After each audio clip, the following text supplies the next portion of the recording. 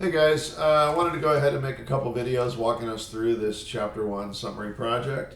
I know that some of you are struggling a little bit with it, so decided to make a little series of videos for you here. The first part of the project, we're going to divide this up into several videos. The first one here is data selection. When you're looking at the data that I gave you, you had four choices to choose from: either air quality data, beats per minute on music, runs per game for baseball, and points per game for basketball. I have a similar set of data that is shots on goal for hockey teams that I will be using to work through this data. So it's not going to be identical to yours, but the process will be the same.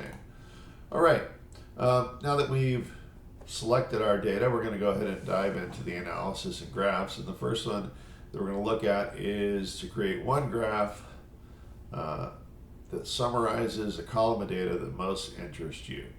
Well, the graph, the column of data that I'm going to choose here for my hockey teams is the San Jose Sharks. So I'm going to select that, and I'm going to make a histogram. Histogram is not the only thing that you could use to summarize this, but it'd be a pretty common one to choose. And since we're just summarizing one column of data, we don't really have to do anything fancy here. We can just click the column to highlight it all, either go into Insert Chart or click our Chart button here on the toolbar, and we get a line graph. Now this line graph is not very good, so we're going to go ahead and change that to a histogram down here at the bottom of our chart types, and we get a pretty decent histogram. You'll notice here it looks like the bin sizes are 2.5. I would prefer that to be a whole number, so I'm going to go ahead and go into Customize, into my histogram here, and my bucket size, I'm going to change that to 2, looks like that. 5, looks like that. Maybe I'll go ahead and do 3. That looks pretty good. You can create a custom bucket size just by highlighting it and typing it. You don't have to choose one of these drop-down ones here. So when I'm looking at a bucket size of 3, I got a pretty decent histogram here. In your project, you would want to talk about this histogram. What sort of distribution we have here. This one looks kind of bimodal to me. It has 2 humps, hump 1, hump 2, and I could write up that, and if you don't remember what bimodal means, you can look that up online so that you can have a good description in your presentation.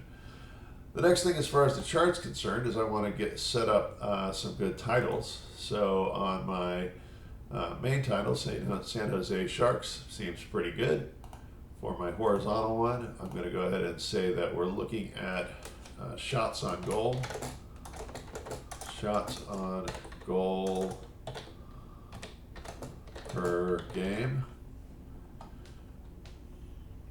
And my vertical title, I'm going to label not San Jose Sharks.